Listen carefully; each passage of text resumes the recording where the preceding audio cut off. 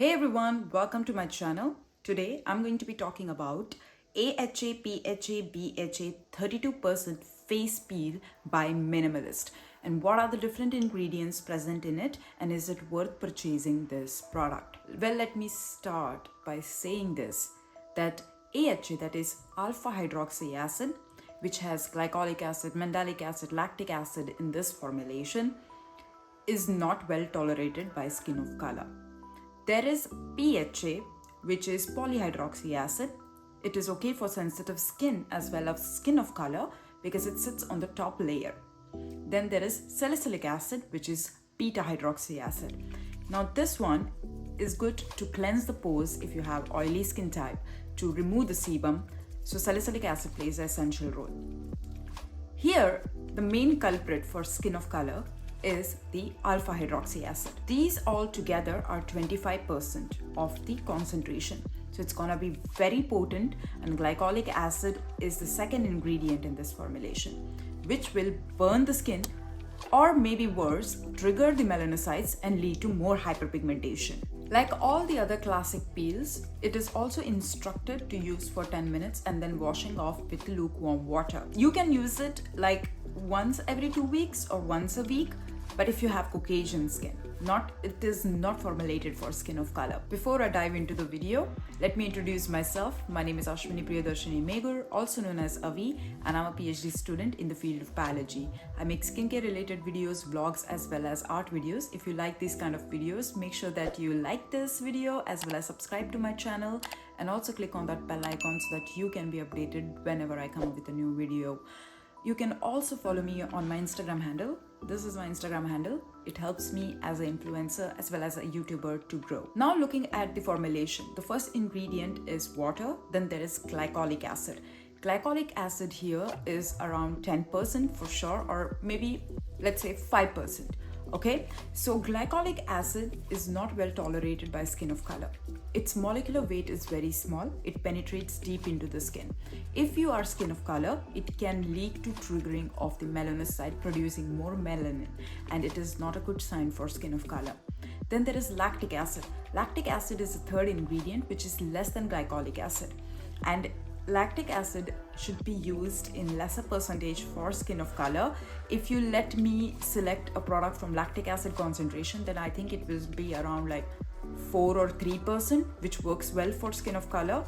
But here it is definitely more than 5%, and it is not well tolerated by skin of color when it is in the higher concentration. Then there is propylene glycol, which is humectant, which helps with the water binding ability and to moisturize the skin. Then there is gluconolactone, which is a polyhydroxy acid.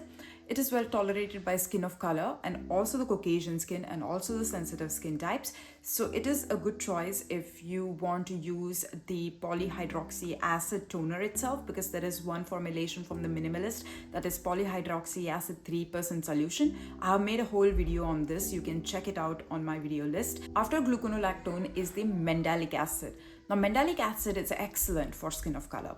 You can use mandelic acid peels, which are from The Ordinary, which is 10% mandelic acid.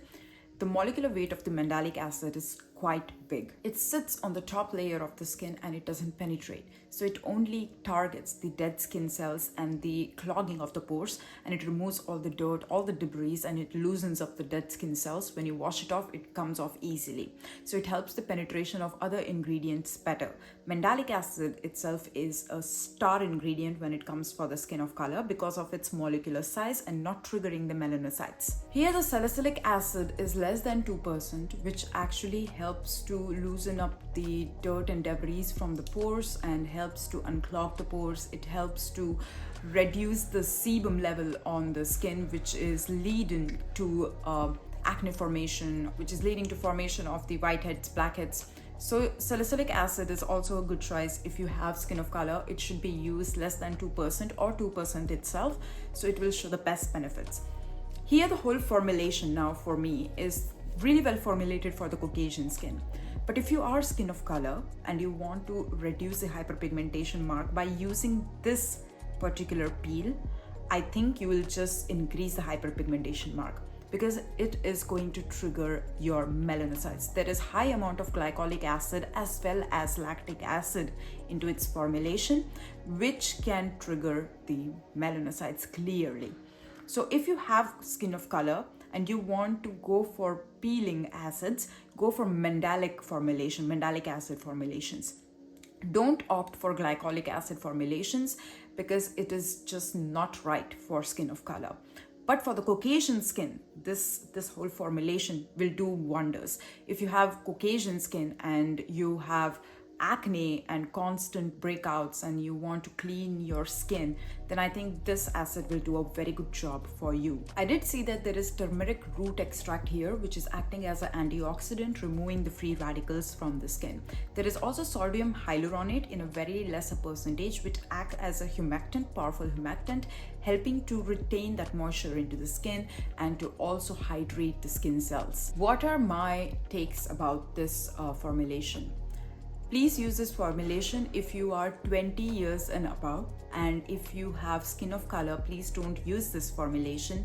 And if you are Caucasian skin, you're suffering from wrinkles, if you're suffering from dull skin and you're suffering from pigmentation marks on your skin, then you can use this particular formulation.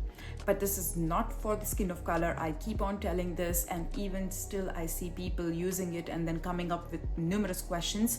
Please understand, some formulations are for skin of color and some are not for skin of color. The reason behind it is that our skin types are different. Our melanocytes act different. And if you use the formulation for Caucasian skin, that will not be tolerated by all the melanocytes that is present on the skin type of skin of color. So you need to be very cautious, because if we get a scratch, burn, or even a hurt mark, we hyperpigment. And we need to be very, very careful while selecting any formulations out there. In general, I like this formulation for Caucasian skin type and I will give it a thumbs up. So yeah, that is pretty much it. I hope I covered all the points. If you have any questions, you can write down in the comment section below, or else reach out to me on my Instagram handle. So yeah, that is pretty much it for this video. If you have any questions, do reach out to me and I will see you soon in another one. Take care and bye.